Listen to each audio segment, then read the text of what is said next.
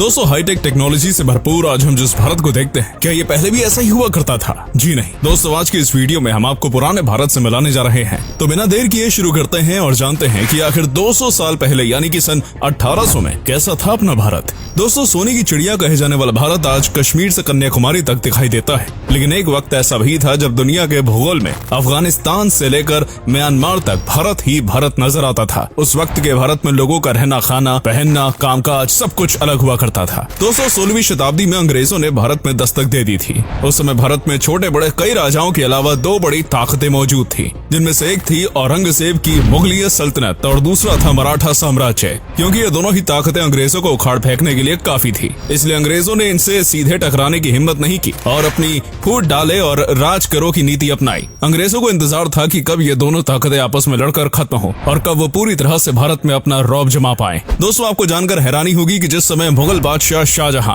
आगरा में प्यार की निशानी ताजमहल का निर्माण करवा रहे थे, उस समय अंग्रेज भारत में अपने पैर पसारने की कोशिश कर रहे थे। धीरे धीरे अंग्रेजों ने भारत में कई जगहों पर सत्ता में आना शुरू कर दिया और भारत में पैर जमाने में अंग्रेजों को लगभग 100 से भी ज्यादा साल का समय लगा और फिर आया साल 1800। दोस्तों, सन 1800 का दौर वो दौर था जब तक मुगलिय सल्तनत और मराठा साम्राज्य का रुतबा खत्म हो चुका था और अंग्रेज ईस्ट इंडिया कंपनी के साथ भारत में अपने पैर जमा चुके थे। दोस्तों, साल 1800 के भारत और साल 2022 के भारत में जमीन आसमान का अंतर है। पहनावा, दोस्तों आज हम जहां लोगों को जीन्स पैंट पहनते देखते हैं, वहीं 1800 के भारत में लोग धोती और गमछा पहना करते थे। महिलाएं पारंपरिक साड़ी पहना करती थी और जो लोग अमीर हुआ करते थे वो कुर्ता पहन लिया करते थे। वहीं अंग्रेज जो उस समय तक भारत में प्रवेश कर चुके थे वो पैंट और शर्ट पहना करते थे। वहीं जो गाँव के लोग हुआ करते थे वो उस पैंट शर्ट को भी कुर्ता कहा करते थे। दोस्तों, आज भी अगर आप गाँव की तरफ जाएंगे तो देखेंगे कि ज्यादातर बुजुर्ग लोग धोती कुर्ता और गमछा ही पहने हुए हैं। ये तो हुई गाँव की बात। अब जरा शहर का पहनावा जान लेते हैं। दोस्तों, सन 1800 के भारत में ज्यादातर गांव ही हुआ करते थे और गांव ही भारत को रिप्रेजेंट किया करते थे। कुछ चुनिंदा शहर थे, लेकिन वहाँ भी जो अमीर लोग थे वो पैंट शर्ट पहन लेते थे। बाकी गरीब तबके के लोग शहर में भी धोती कुर्ता का ही इस्तेमाल करते थे। दोस्तों, उस समय लोगों के पास ज्यादा पैसे नहीं हुआ करते थे,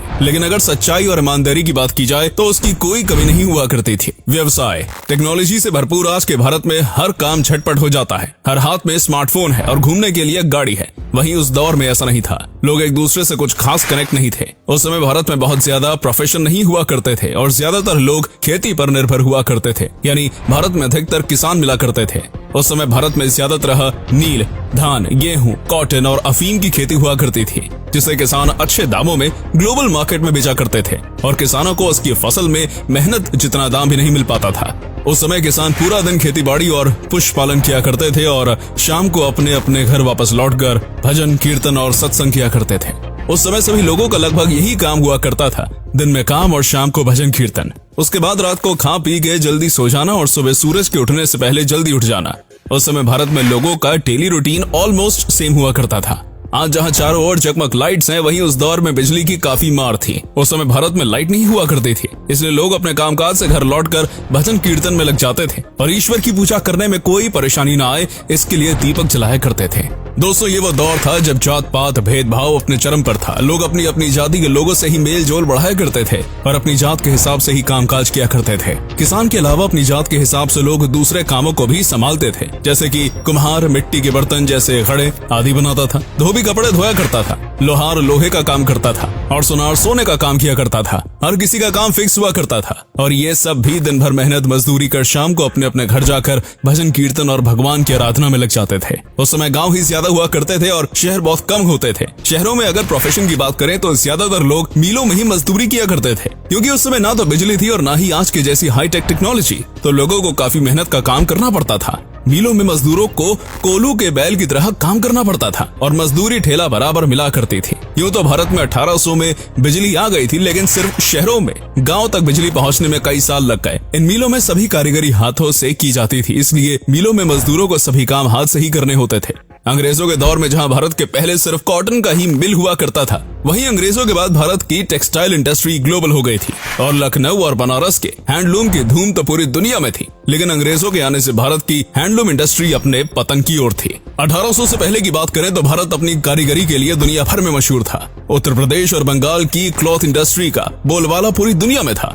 इन कपड़ों पर काफी सुंदर सुंदर कारीगरी देखने को मिलती थी, लेकिन अंग्रेजों के भारत आने के बाद इस इंडस्ट्री ने धीरे धीरे दम तोड़ दिया। इसकी वजह एकदम साफ थी। भारत में बने कपड़ों की क्वालिटी तो बेमिसाल होती थी, लेकिन क्योंकि उन पर हाथ से कारीगरी की जाती थी, इसलिए इन कपड़ों को बनने में वक्त भी अच्छा खासा लगता था और बड़ी संख्या में मजदूरों की भी जरूरत हुआ करती थी। वहीं दूसरी ओर अंग्रेज अपनी फैक्ट्रियों में मशीनों के जरिए इन्हीं कपड़ों को कम टाइम में बना दिया करते थे और भारतीय कपड़ों की तुलना में अंग्रेजों के कपड़ों के दाम भी कम हुआ करते थे। आबादी दोस्तों, उस समय ज्यादातर जगहों पर भीड़ भाड़ नहीं हुआ करती थी। आज जहां कश्मीर से कन्याकुमारी तक 130 करोड़ से ज्यादा की आबादी है, वहीं उस दौर के अखंड भारत जो पाकिस्तान, बांग्लादेश, बर्मा, म्यांमार और अफगानिस्तान से मिलकर बना था, यानी कि आज के इन 5 देशों के विस्तार में सिर्फ 16 करोड़ लोग ही रहा करते थे। बीमारियां दोस्तों, आज की इस टेक्नोलॉजी के बीच जहां कई बीमारियां हमारे लिए आम है, तो वो उस समय में महामारी के रूप में बाहर आती थी। कॉलेरा और प्लेग तो आम बीमारी थी और इन बीमारियों की कोई दवा भी नहीं थी। इसके सामने लोग बेबस थे। ज्यादातर दिक्कत प्रसव में हुआ करती थी और नॉलेज के अभाव के कारण कई महिलाओं की प्रसव में ही मौत भी हो जाया करती थी। इतना नहीं, कई सारे बच्चों की भी जिंदगी चली जाती थी। शिक्षा,